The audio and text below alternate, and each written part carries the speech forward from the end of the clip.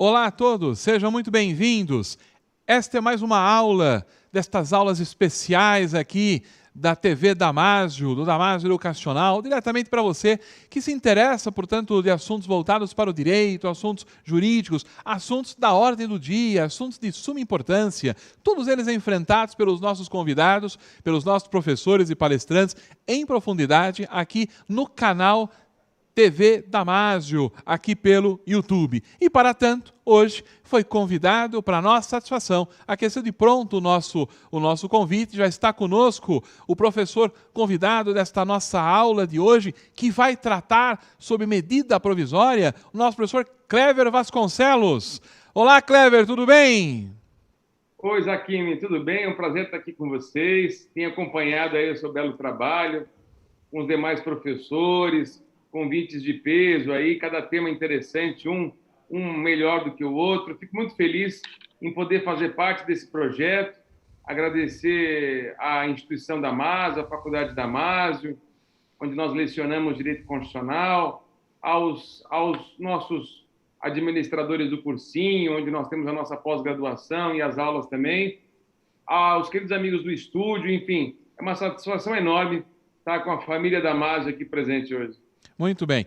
E é uma alegria nossa, professor Clever Vasconcelos, poder contar hoje com a sua aula sobre este tema de suma importância, que é o tema medida provisória. Um tema importantíssimo, relevante, que seguramente, aquele que está nos assistindo, o nosso aluno aqui do curso de Direito, alunos do curso de Direito de outras inúmeras faculdades do país, alunos do curso de pós-graduação, advogados, advogadas, estudiosos aí do direito constitucional, seguramente vão se encantar com a aula que o professor vai nos proferir em seguida. O professor Clever Vasconcelos, me permitam aqui fazer uma leitura do seu currículo. Ele é promotor de justiça do Ministério Público do Estado de São Paulo, é doutor em Direito pela Pontifícia Universidade Católica de São Paulo, também pós-doutor pela Universidade de Coimbra, em Portugal, professor aqui do Damásio Educacional, no curso de graduação em Direito, nos cursos de pós-graduação, e quero destacar aqui para todos o curso de pós-graduação coordenado pelo professor Clever Vasconcelos, que é o curso de pós-graduação em Direito Eleitoral, um curso fantástico, um curso atualizadíssimo em Direito Eleitoral. Você que quer fazer uma pós-graduação numa área, portanto, ainda ser largamente desbravada, portanto, dos nossos estudiosos, Direito Eleitoral. Faça pós-graduação em Direito Eleitoral aqui no Damásio. O professor Clever Vasconcelos é o nosso coordenador. E também, o professor Clever Vasconcelos tem uma atuação aqui no Damásio Educacional, nos cursos preparatórios. Promotor de Justiça do Estado de São Paulo, tem uma grande atuação também nos preparatórios do curso Damásio. E eu quero destacar para os senhores duas obras fundamentais de autoria do nosso palestrante de hoje, coautor do livro Direito Eleitoral, pela editora Saraiva, já na sua segunda edição. E é também autor do livro Curso de Direito Constitucional, pela editora Saraiva, já na sua sétima edição. Uma obra atualizadíssima, uma obra de referência no cenário nacional quando se trata da matéria de direito constitucional. Consulte e adquira, portanto, aí estas duas excelentes obras que estamos indicando no nosso conferencista, no nosso palestrante de hoje. Mas, me permitam, antes de passar a palavra ao professor Clever, me permitam te perguntar, você que está nos assistindo, você já se inscreveu no nosso canal, no canal da TV Damásio, no YouTube? Já se inscreveu? Sim? Ótimo, obrigado. Agora, se você não se inscreveu, se você não se inscreveu, para já. Vamos parar tudo. Vou te dar até um tempo aqui. Olha lá, um tempo para você poder se inscrever. Inscreva-se no canal da TV Damásio, clica ali também no sininho para você ser avisado, notificado de todas as aulas aqui da TV Damásio pelo YouTube. Não se esqueça, a sua inscrição ali, clicando no sininho, dando um like na aula de hoje, é um incentivo, na verdade, para que nós continuemos o nosso trabalho e propagando, portanto, para inúmeras outras pessoas esta e as outras aulas também. Contamos com você, com esta sua ajuda, esta sua preferência aqui pelo canal da TV Damásio no YouTube. onde o direito se faz presente, portanto, em qualidade e em profundidade. Mas eu vou parar de falar. Já estão me dando até um sinal. Vou parar de falar para poder passar para o nosso palestrante de hoje, o professor Cléver Vasconcelos, com o tema Medida Provisória. Cléver, é com você. Olha, eu tentei começar a aula séria, mas eu não consegui. Foi sensacional. Bom, vamos lá. O tema hoje são as medidas provisórias, né? Uma das espécies normativas que nós temos lá no artigo 59 da Constituição, precisamente no artigo 59, inciso 5 da Constituição Federal, quando tratamos, portanto, de uma espécie legislativa bem diferente, porque ela abraça aqui a famosíssima regra da teoria dos freios e contrapesos, do check and balance, onde todos nós sabemos que as normas são editadas pelo poder competente, pelo poder legiferante, pelo poder legislativo. E aqui nós temos uma espécie normativa que não é editada pelo poder legislativo, é editada pelo poder executivo, não é? Na verdade, na verdade, lá a fundo da questão, a medida provisória no direito latino, ela tem origem na Constituição italiana. O artigo 32 da Constituição italiana fala decreti legi in casi di straordinaria e de urgenza. O que é isso? O que é isso? É o famoso decreto-lei em caso de extraordinária e urgência. Extraordinariedade e urgência. Por que no direito italiano? Porque todos vocês sabem que a Itália tem um regime parlamentarista. Portanto, o primeiro-ministro, ainda que o sistema político pouco estável, o italiano, por natureza, tem essa instabilidade emocional, tem o seu lado bom também, lá o primeiro-ministro ele edita a medida provisória, né? E como ele, em tese, tem legitimidade política e reconhecimento político no parlamento, essa medida provisória, esse decreto-lei italiano, ele é convertido automaticamente em lei pelo próprio parlamento, da onde veio, do seu primeiro-ministro. Ou seja, é um teste de popularidade do primeiro-ministro. Se o primeiro-ministro tem legitimidade, obviamente o parlamento vai reconhecer, vai confirmar, vai ratificar a medida provisória. Nós importamos o Instituto.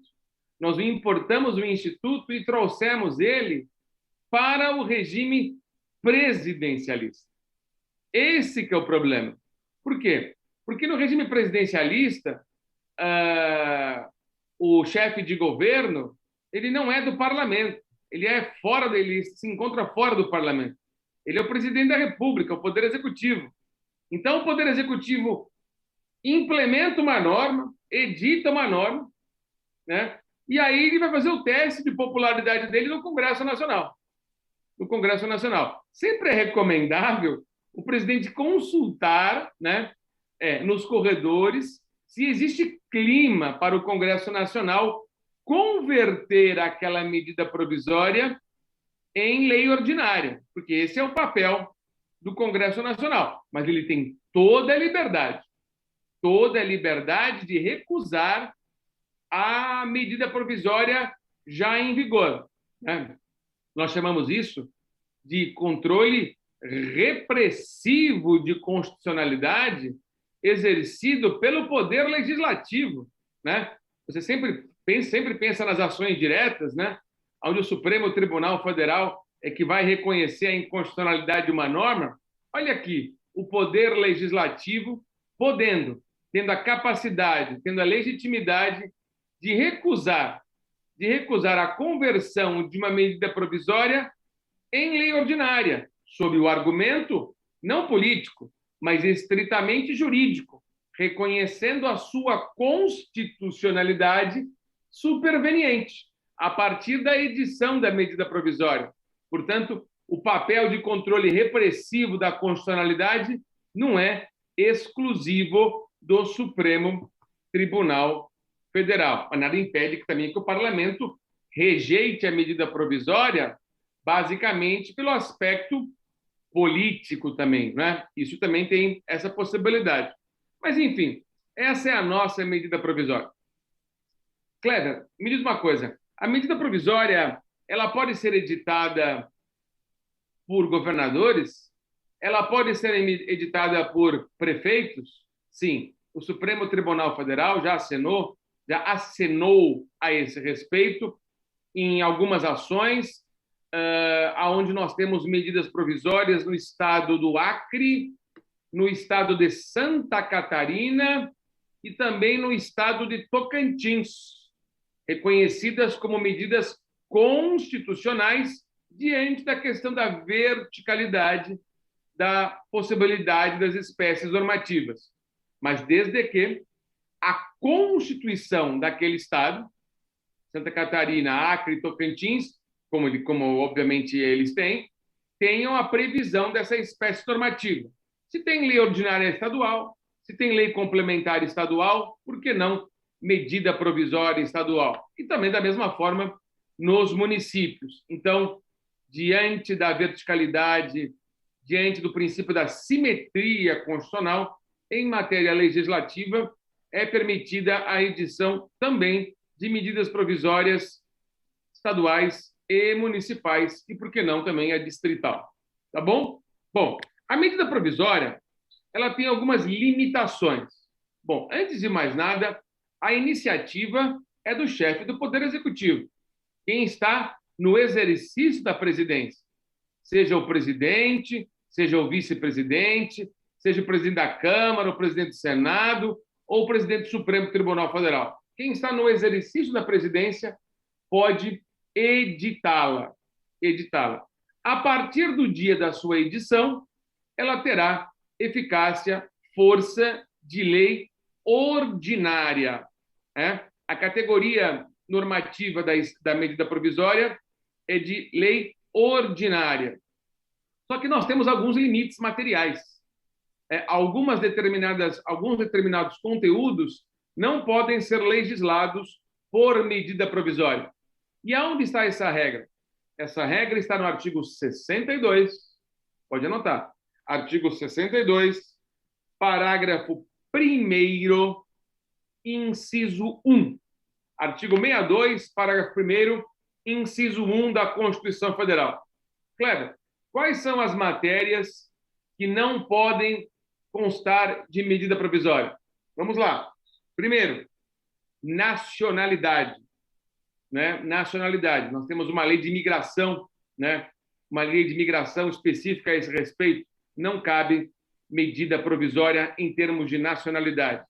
Cabe, portanto, nós temos a lei de imigração a esse respeito. A lei de imigração, só para você ter a ideia, a lei de imigração é a lei 13.445 de 2017, lei ordinária sobre esse respeito. Não pode medida provisória revogar a lei de imigração, e substituiu o antigo Estatuto do Estrangeiro, lá da década de 80. Bom, segundo ponto, cidadania e direitos políticos. Cidadania e direitos políticos. Ou seja, toda matéria que envolva aqui a questão de alistamento eleitoral, a questão de registro de eleitor, isso não pode. Isso não pode. Isso é o Código Eleitoral, lei ordinária, não pode a medida provisória fazer isso, porque é uma questão que envolve participação política. E a Constituição não quer que o presidente da República unilateralmente influencie nesse aspecto. Partidos políticos e direito eleitoral. Partidos políticos e direito eleitoral também são assuntos que estão proibidos de serem legislados por medida provisória. A matéria que envolve partido político, você sabe, é a Lei 9.096/95, a Lei dos Partidos Políticos, a famosa LPP, é lei ordinária, E em matéria de direito eleitoral, nós temos várias leis. A Lei 9.504/97, a Lei das Eleições, a Lei Complementar 64/90, a Lei das Inelegibilidades, a que eu acabei de citar, também aqui, a Lei 9.096/95, que trata dos partidos políticos, também tem a sua conotação eleitoral. Então, tudo que envolve nacionalidade, cidadania e direito eleitoral não pode o presidente resolver sozinho, tem que resolver junto com o Congresso Nacional. Próximos temas: direito penal e processo. Processo penal ou processo civil. Não é possível criação de crime por medida provisória, porque, obviamente, tem que ser debatido isso no Congresso Nacional. E também o processo. Processo civil, processo penal, processo de trabalho, processo militar. A regra processual civil, de modo geral, cabe não à medida provisória. Mais um assunto que é proibido pela Constituição para conter assuntos envolvendo a espécie normativa medida provisória. Organização do Poder Judiciário e do Ministério Público, garantias e carreira. Obviamente, nós falamos aqui no princípio democrático, são duas instituições basilares que sustentam o Estado democrático de direito, tanto o Poder Judiciário quanto o Ministério Público. Nesse caso, não caberia atentar às instituições, ameaça à sua garantia democrática por ato unilateral do presidente da República, tá bom? Mais afim aqui do artigo 62, parágrafo 1º, inciso 1. Matéria orçamentária. Matéria, tudo que envolva aqui plano plurianual, diretrizes orçamentárias, créditos adicionais e suplementares. Portanto, não pode, se o presidente da República editar medida provisória sobre esse assunto. A matéria orçamentária é uma matéria extremamente relevante e tem que ser discutida com o Congresso Nacional. Não teria razão o presidente da República unilateralmente alterar uma questão orçamentária sem a participação do Congresso Nacional. Olha, ressalvado aqui a hipótese de crédito extraordinário para atender despesas urgentes e imprevisíveis, decorrentes de guerra, comoção interna ou calamidade pública. Aí pode, né? É a exceção do artigo 167, parágrafo 3º da Constituição. Matéria orçamentária, não. LDO, lei do orçamento, não. Só a questão de crédito extraordinário para atender despesa de guerra ou calamidade pública. Aí pode. É a única exceção. É o artigo 167, parágrafo 3º da Constituição. Mas ainda nós temos o inciso 2 do artigo 62. Tem mais temas. Quais são os temas que não podem ser disciplinados por medida provisória? Matérias que visem detenção ou sequestro de bens, de poupança popular ou de ativo financeiro. Obviamente, esse inciso 2 foi acrescentado pela emenda constitucional número 32, lá de 2001, decorrente da ação do ex-presidente Fernando Collor, hoje senador, que sequestrou a poupança popular, né? Sequestrou a poupança popular por medida provisória. Né? No caso, né, não há mais essa possibilidade, né, por força desse inciso 2. E o último, o inciso 3, matéria reservada à lei complementar. Lei complementar, tudo que envolve lei complementar não pode ser objeto de medida provisória. Né? Esqueci, falta mais um aqui. Falta mais um, que é o inciso 4. O inciso 4 fala que matéria já disciplinada em projetos de lei pelo Congresso e pendente de sanção ou veto pelo presidente da República. Ou seja, se existe lá uma matéria onde a deliberação parlamentar já foi esgotada na sua casa, o projeto já foi discutido e votado e remetido à deliberação executiva do presidente. Vocês sabem, o presidente tem 15 dias úteis para sancionar ou vetar um projeto de lei. Ele não pode dispor sobre medida provisória desse conteúdo que está aguardando a sua deliberação executiva, sanção ou veto, no prazo de 15 dias úteis. Ou o presidente sanciona ou veta a matéria, tudo bem? Nada impede que, depois de sancionada a matéria, mais tarde, ele edite uma medida provisória para revogar aquilo que ele sancionou. Não tem problema. Mas naqueles 15 dias úteis da deliberação executiva, não é possível, portanto, editar medida provisória sobre aquele assunto. Tá bom? Bom, Cleber, E eu quero fazer uma pergunta. Você já falou as matérias que não podem ser editadas. Matéria tributária. Cabe medida provisória em matéria tributária? Olha, olha. Em matéria que implique instituição ou majoração de impostos, não cabe. Instituição e majoração. Diminuição pode. Quando que alguém vai diminuir imposto no Brasil? Diminuição pode, mas instituição e majoração não pode, mas tem exceção. Tem exceção. Infelizmente, tem exceção nesse ponto de vista aqui. As exceções estão no artigo 153, inciso 1º da Constituição. Inciso 1º, 2º, 4º e 5º. Vamos analisar? Vamos lá. Produto de imposto sobre importação de produtos estrangeiros. Né? Sobre importação de produtos estrangeiros. O presidente da República pode controlar para proteger o mercado nacional. Então, imposto de importação pode ter majoração via medida provisória.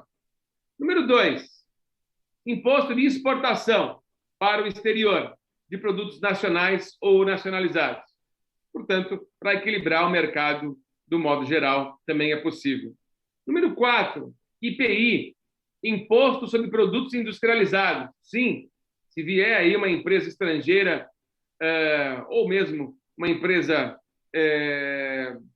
nacional que ameace todo o conglomerado empresarial brasileiro, o presidente pode, enfim, tentar, de uma certa forma, equilibrar isso. Então, o IPI também pode ser objeto de instituição, obviamente, majoração por medida provisória.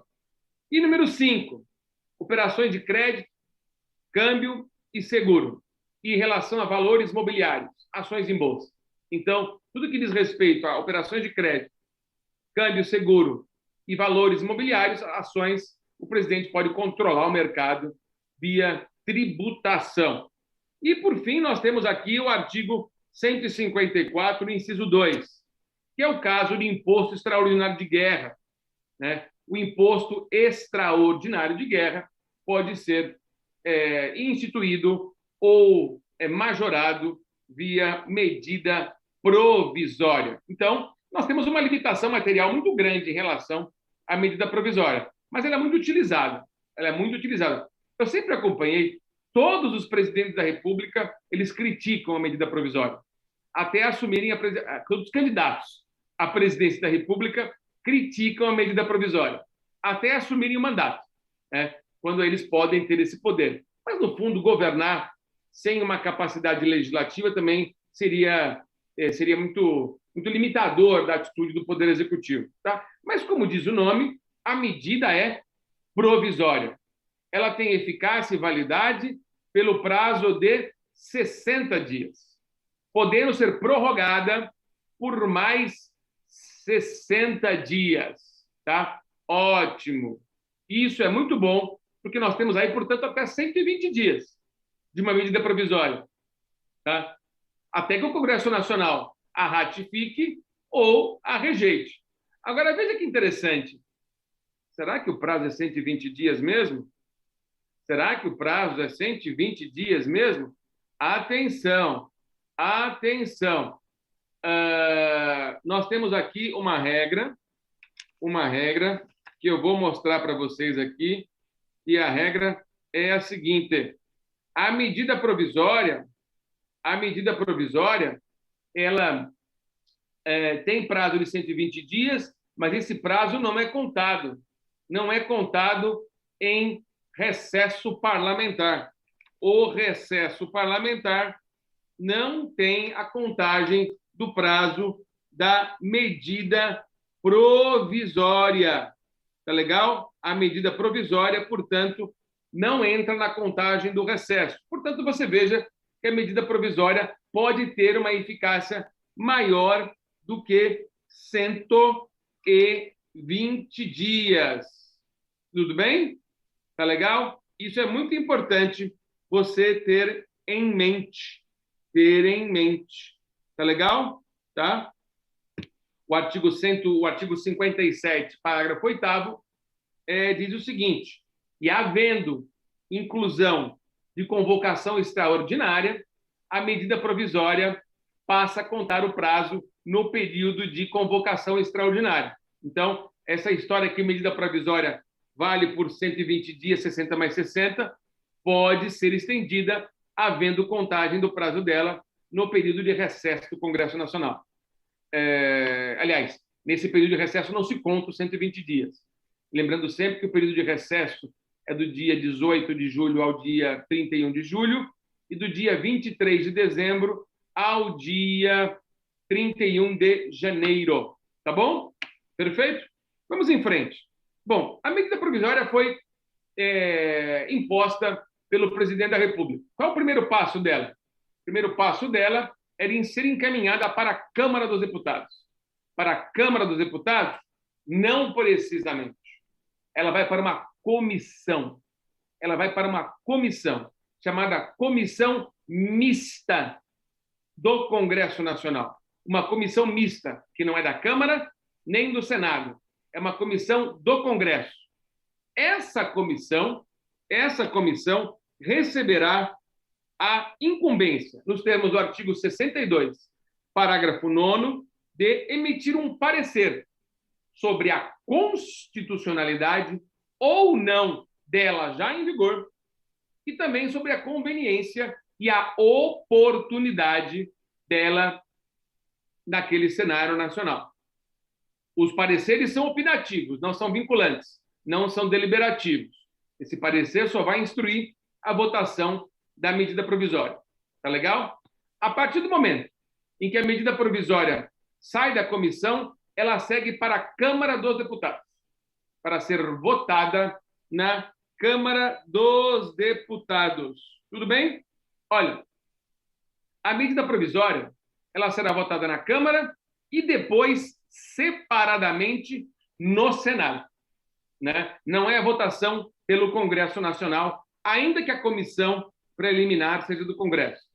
Uma vez aprovada na Câmara e no Senado, obrigatoriamente ela é convertida em lei ordinária. Ela é convertida em lei ordinária e sem problema nenhum. Isso aqui não tem problema. O problema é o seguinte: o problema é se a Câmara dos Deputados não votar a medida provisória.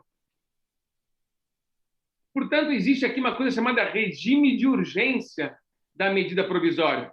Ou seja, no 45º dia da edição da MP, se ela não tiver sido encerrada a sua deliberação na Câmara, há o trancamento da pauta da Câmara e a medida provisória entra em regime de urgência. Entra em regime de urgência em que sentido? Ela deve ser votada e nada mais é votado na frente dela. É o famoso trancamento da pauta. Tá bom? Agora, e se a Câmara não for votando? O grande problema é que o período da medida provisória, que é de 60 dias, vai se esgotando. Por isso que existe a possibilidade da reedição dela por mais 60 dias. Então, o trancamento da pauta da Câmara vai propiciar o denominado regime de urgência.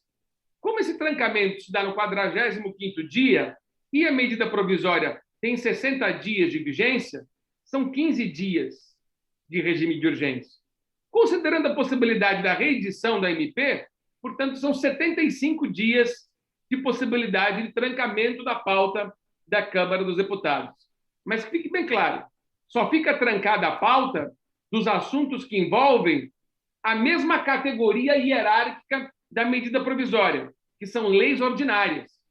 Nada impede que, com o trancamento da pauta, sejam votadas emendas constitucionais ou mesmo leis complementares, que não guardam conexão objetiva com o conteúdo da MP. Ou seja, o trancamento da pauta é só para leis ordinárias.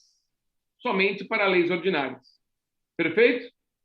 Bom, uma vez destrancada a pauta, ela já vai para o Senado Federal. E já vai trancando a pauta do Senado.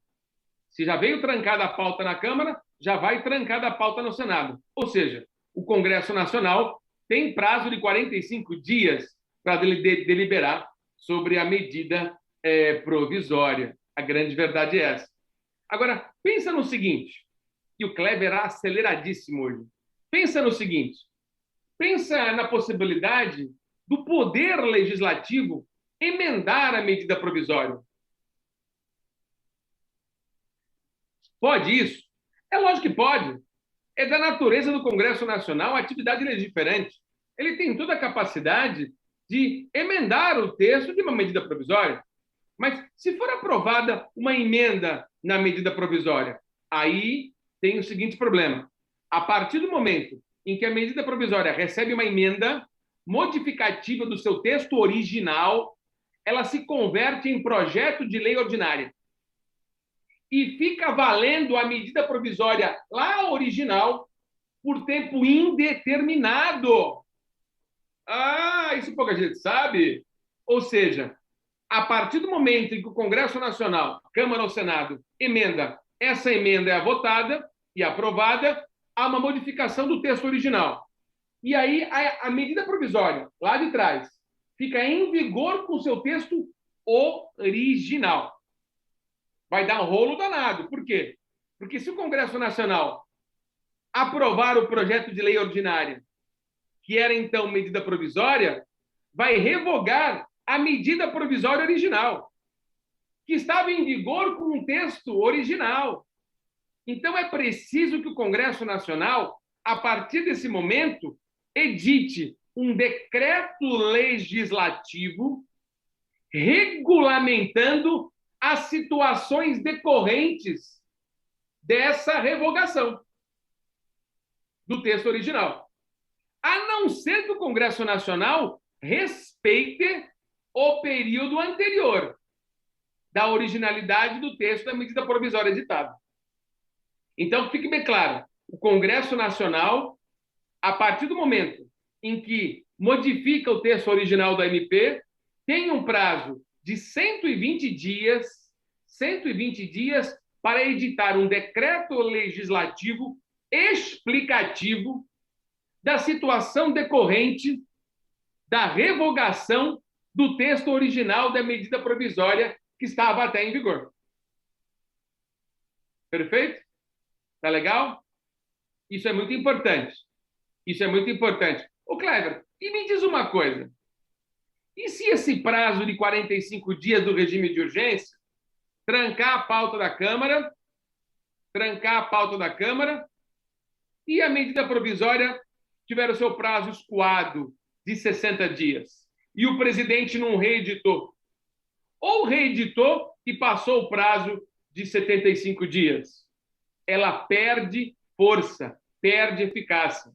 É a denominada rejeição tácita da medida provisória.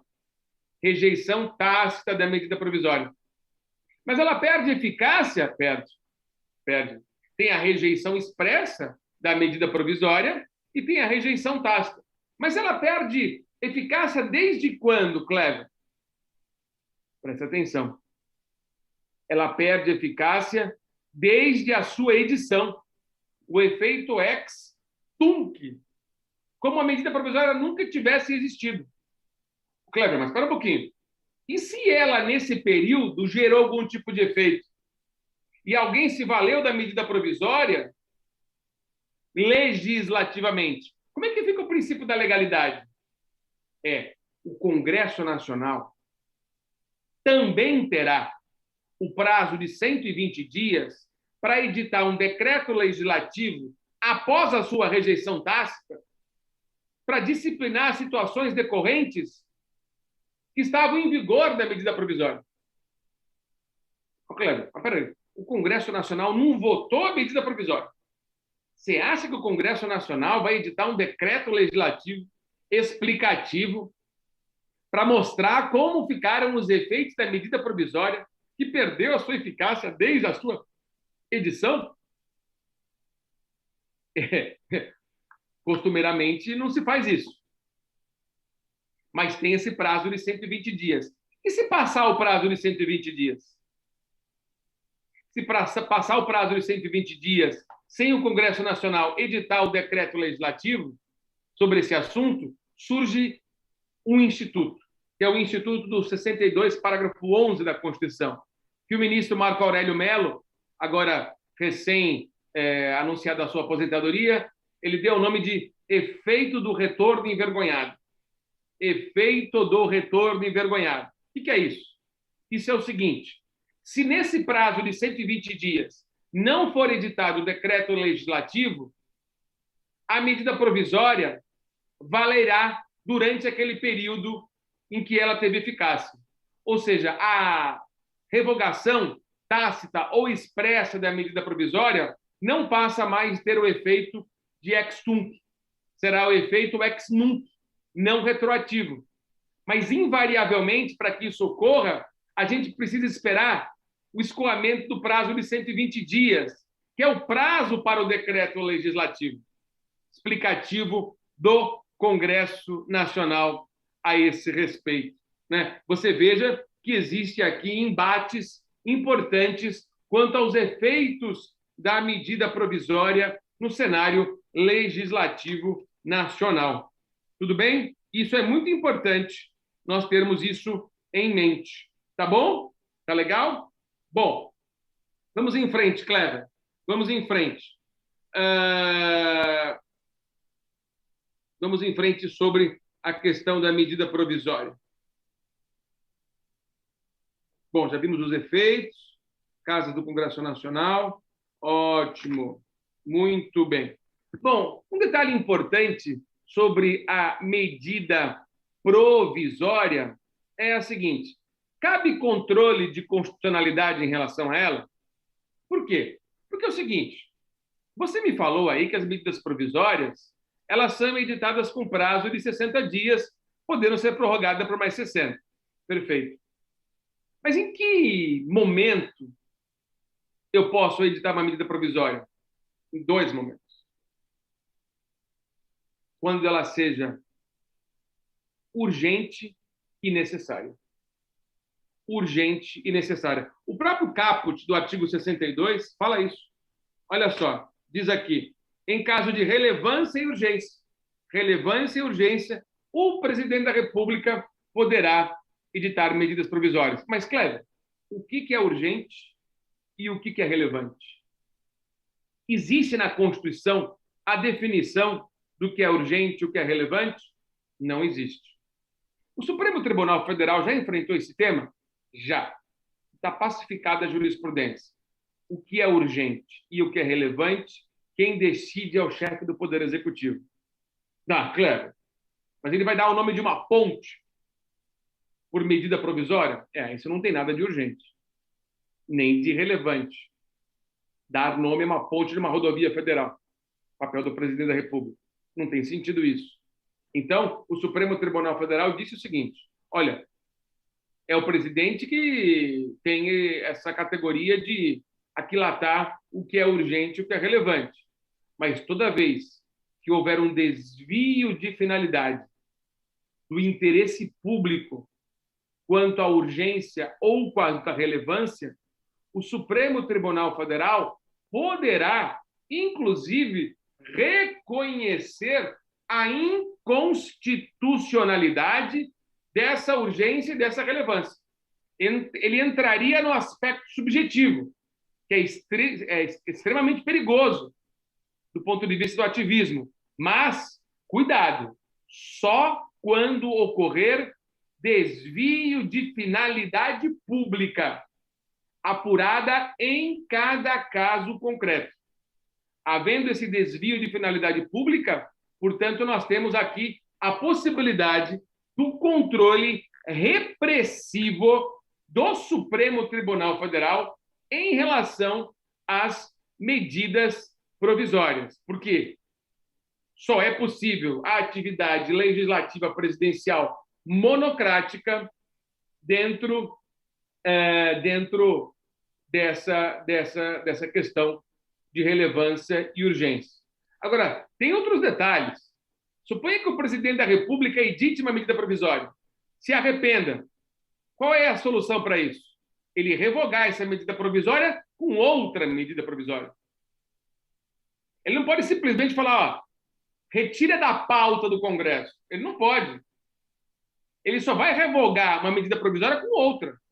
Pode acontecer. Só que é o seguinte, essa medida provisória que foi revogada está na pauta do Congresso Nacional. Ela pode ser ratificada. E a medida revogadora pode ser rejeitada. Então, o presidente não tem a capacidade de retirar a medida provisória da pauta do Congresso, seja da Câmara ou do Senado. Ele tem a capacidade de emitir uma outra revogando a primeira. Mas a primeira, se ainda estiver no prazo constitucional da sua apreciação, pode ser convertida em lei e a segunda ser rejeitada. Ou seja, dica do Clever, presidente, pense bem antes de editar uma medida provisória, porque pode ser um tiro no pé numa situação concreta constitucional. A grande verdade é essa. Olha, a edição das medidas provisórias é uma questão muito séria. É uma questão muito séria porque o Congresso Nacional tem um prazo. Tem esse prazo de 60 ou até 120 dias, sob pena da rejeição tácita. Sob pena da rejeição tácita. Você veja que se o Congresso Nacional simplesmente se calar, não há o governo de medidas provisórias, que perde a sua eficácia desde a sua edição. E se o Congresso Nacional, mesmo com a rejeição tácita, por um decreto explicativo, atribuiu o efeito da revogação, confirmando desde a sua edição, tudo aquilo que foi praticado pela comunidade, pela população, com base na medida provisória, fica prejudicado. Olha, mas aí veja bem,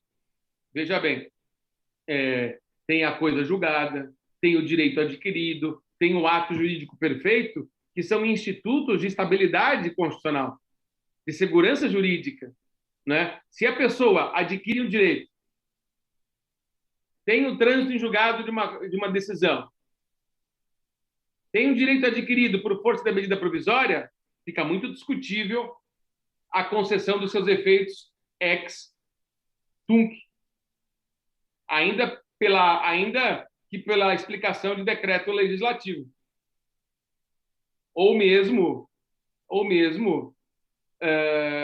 por uma situação qualquer, né? Isso é muito perigoso do ponto de vista da estabilidade e segurança jurídica. Em relação à coisa julgada, tem aquele fenômeno que a gente explica em matéria de controle de constitucionalidade, que a coisa julgada é inconstitucional, né? Só poderia ser resolvida por uma ação rescisória ou por uma revisão criminal, né? Mas, enfim, a gente precisa verificar até que ponto esse prejuízo pode ser um dano irreparável naquela situação respeito ao princípio da legalidade. Agora, quanto ao ato jurídico perfeito e quanto ao direito adquirido, também é extremamente delicado esse tipo de situação, né? Então, o uso indiscriminado de medidas provisórias, o uso irracional delas, pode causar um prejuízo enorme à estabilidade jurídica do nosso país. Portanto, meus caros amigos, já encaminhando para o final da aula, e o professor Zaquim já ficando aquecido aí para falar, de maneira bem linear, nós explicamos aqui em sala de aula o funcionamento da medida provisória. É certo que com mais profundidade ainda, a gente pode estudar isso na nossa sala de aula. Eu sempre falo ao professor Zaquim, aqui nessas aulas especiais, nós estamos dando um appetizer, um aperitivo para você degustar o prato principal, seja nas nossas pós-graduações, nas aulas do cursinho e também na graduação da Faculdade da MAG. Obviamente, uma aula de medida provisória na graduação não tem esses 45 minutos, quase uma hora de aula. A gente fala aí quase 2 horas ou até mais sobre medida provisória, dando cada detalhezinho da espécie normativa. Perfeito? Meus caros amigos, muito grato pela colaboração de vocês. Qualquer dúvida, se vocês fiquem à vontade para mandar um questionamento no meu Instagram, @clever.vasconcelos. Lá no meu Instagram, eu estou à sua disposição para falar de coisas acadêmicas. Pelo amor de Deus, coisas que envolvem o Ministério Público, eu não falo em redes sociais. Matéria acadêmica, @clever.vasconcelos, tá aí no GC. Tá bom? Obrigado.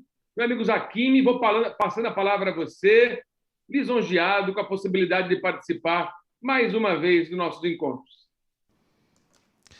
Muito bem, professor Cléver Vasconcelos, nós que agradecemos toda a dedicação e tudo. Esse tema, medida provisória, é um tema muito importante, um tema que o professor acabou discorrendo com a sua didática, né, que lhe é peculiar, forma fantástica. Seguramente, aqueles que estão nos assistindo, os nossos alunos aqui do curso de graduação, de pós-graduação, assim como os estudantes de Direito de outras faculdades do país, seguramente compreenderam, portanto, aí este tema, que é o tema de medida provisória. E, lógico, seguramente, né, é apenas, como você mesmo falou, né, é um apanhado geral, é um apanhado, portanto, ali realizado dos principais pontos, das principais características e tudo com relação a este tema. Fica o convite, como você mesmo fez, e eu reitero aqui o convite para quem esteja nos assistindo, né, se tornar, na verdade, nosso aluno. Se ainda não é nosso aluno, que se torne, portanto, nosso aluno nos cursos de pós-graduação